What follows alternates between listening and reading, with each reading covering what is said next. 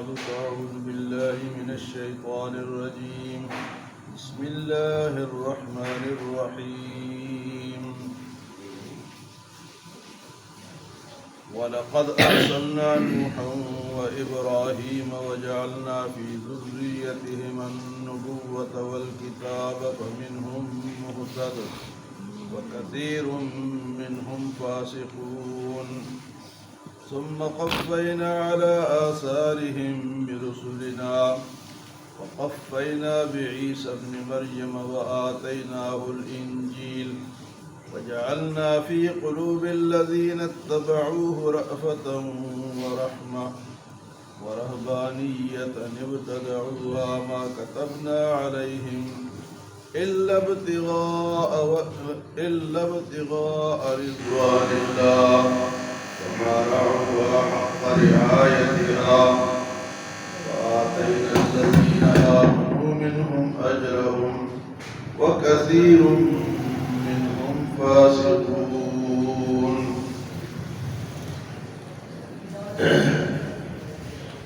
سورۃ حدید میں لوہے کا ذکر اللہ پاک نے فرمایا کہ لوہے کے بے شمار فوائد ہیں جو کہ انسان حاصل کرتے ہیں، اور یہ اتنی پکی اور بھاری چیز کو پیدا کرنے والی ذات جو ہے وہ اللہ تعالیٰ کی.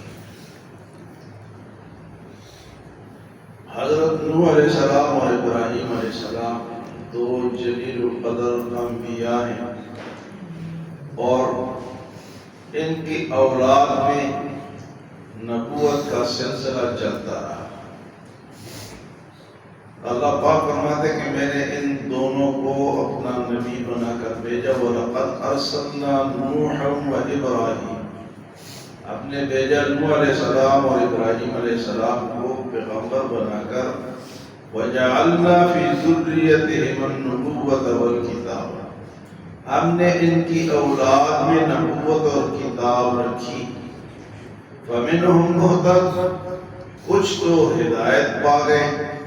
وَكَثِيرٌ مِّنْهُمْ فَاسِقُونَ، لیکن زیادہ تر جو تھے وہ فاسق تھے، زیادہ نے نہیں مانا. تو یہ دو بڑے نبی حضرت نوح علیہ السلام دوسرے آدم علیہ السلام ہیں، کیونکہ دنیا حضرت نوح علیہ السلام کے طوفان میں ختم ہو گئی. اس کے بعد جو دنیا دوبارہ بسی ہے تو وہ نوح علیہ السلام کی اولاد کو آگے اللہ نے پھیلایا. اور ابراہیم علیہ السلام آپ کی اولاد میں اللہ نے انبیاء کو بھیجا. آپ کے بیٹے حضرت اسحاق علیہ السلام کی اولاد میں سے اللہ پاک نے ہزاروں نبی بھیجے جو نبی بنی اسرائیل کہلائے. اور آپ کے بیٹے حضرت اسماعیل علیہ السلام کی اولاد میں سے اللہ پاک نے حضور صلی اللہ علیہ وسلم کو بھیجا.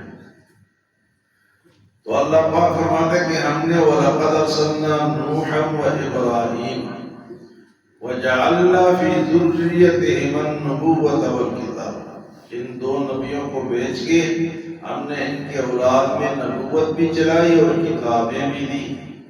لیکن فَمِنْهُمْ مُهْتَدٌ، کچھ تو ہدایت پا گئے. وَكَثِيرٌ مِّنْهُمْ فَاسِقُونَ، اور زیادہ تر لوگ جو ہے وہ فاسق رہے.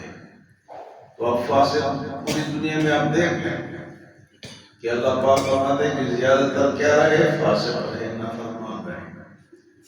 تو کم جو ہے وہ ہدایت ان کو ملی.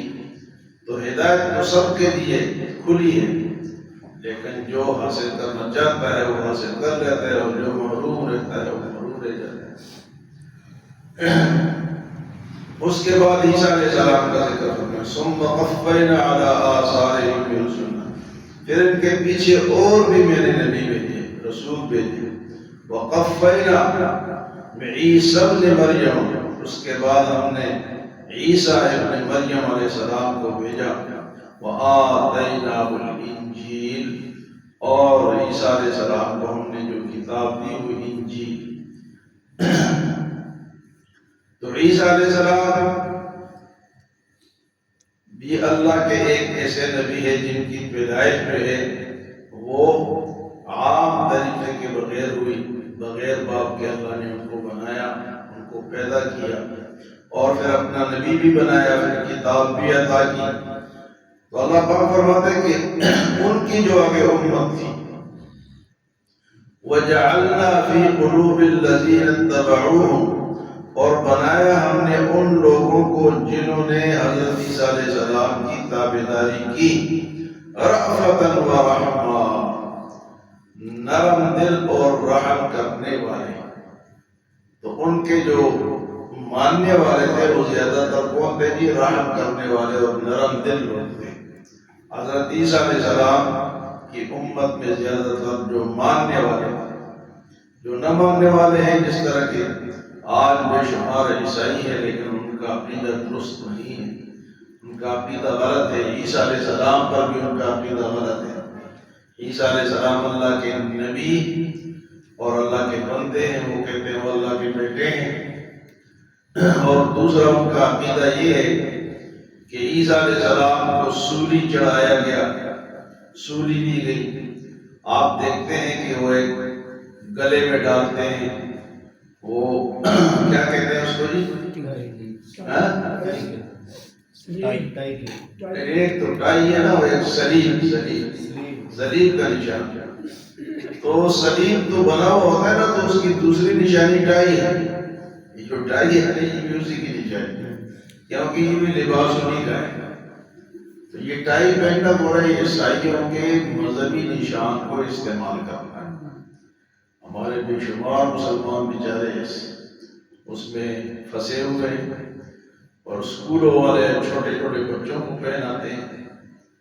اصل میں ہمارے اوپر کیونکہ زیادہ تر انگریز جو ہے وہ عیسائی ہے، اور انگریز نے ہمارے اوپر 200 سال حکومت کی بری صغیر پر، تو ان کا لباس یہ تھا، تو ہم چونکہ 200 سال غلام رہے تو اب غلاموں کے لباس کو پسند کرتے ہیں۔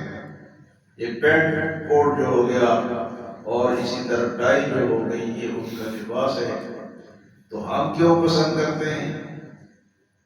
اس لیے کہ ہم ان کے غلام رہ چکے۔ یہ جو آپ کا کرکٹ ہے نا، کرکٹ یہ صرف ان ملکوں میں کھیلا جاتا ہے جو برطانیہ کے غلام رہے ہیں۔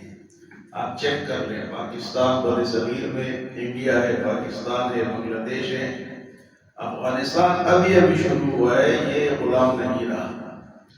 ویسٹ انڈیز ہے، اسی طرح ساؤتھ افریقہ ہے، اور نیوزی لینڈ ہے، سب برطانیہ کے غلام رہ چکے ہیں۔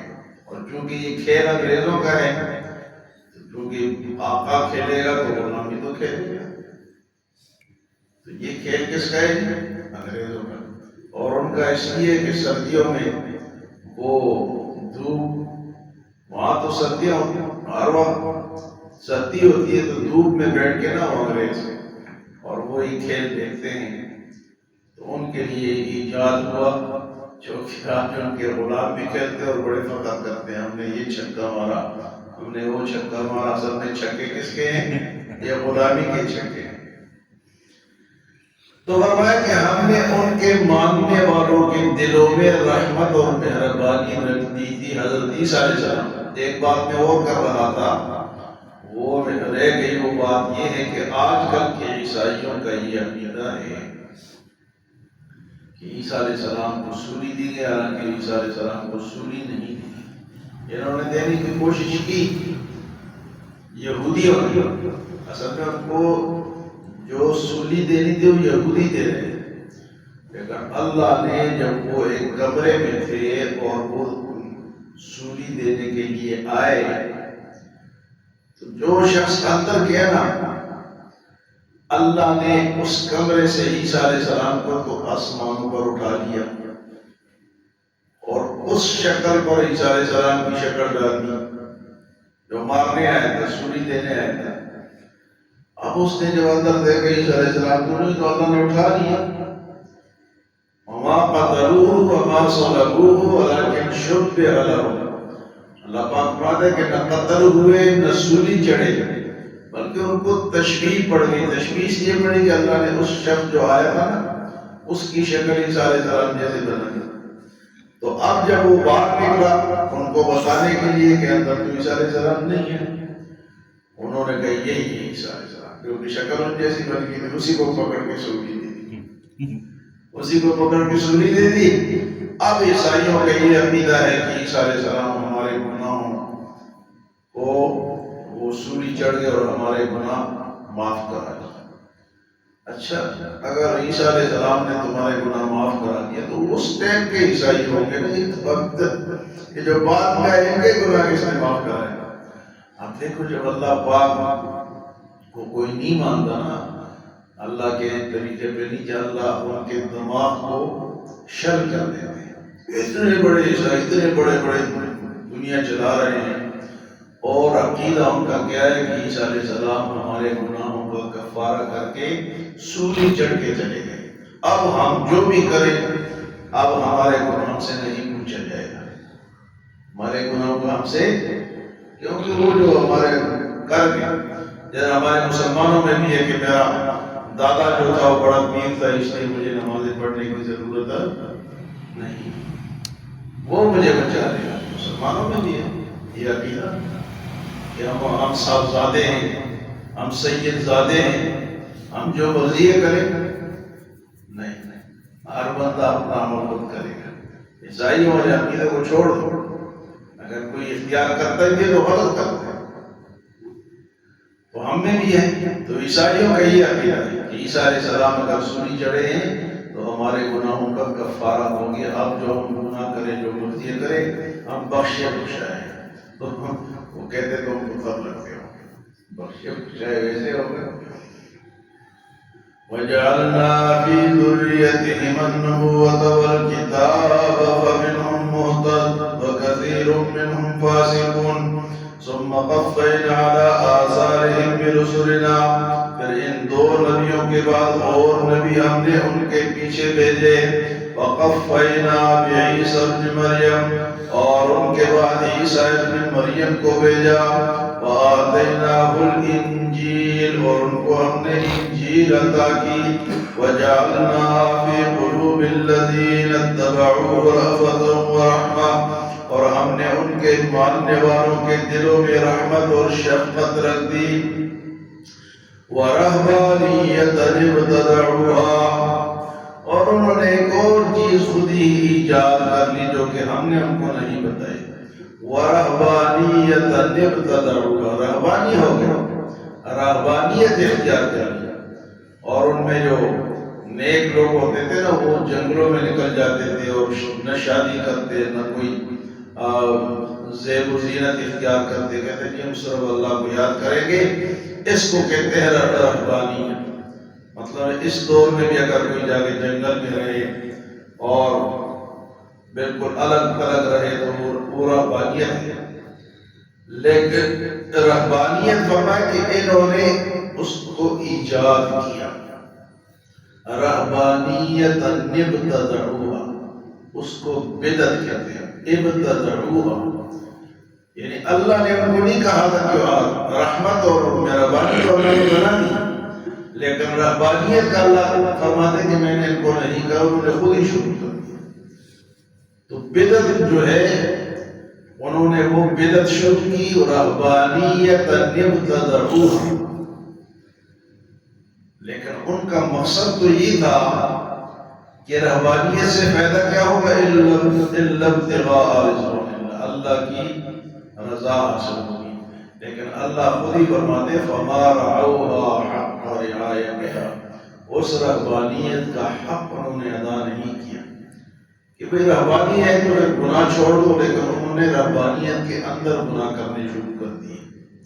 فرمایا رہبانیت تو انہوں نے اختیار کر لی. رہبانیت کیسے کہتے ہیں؟ یہ دنیا چھوڑ کے صرف اللہ اللہ کرنا. لیکن یہ عیسائیت میں تو ہے، لیکن ہمارے اسلام میں اللہ کے رسول نے فرمایا لا رہبانیت فی الاسلام.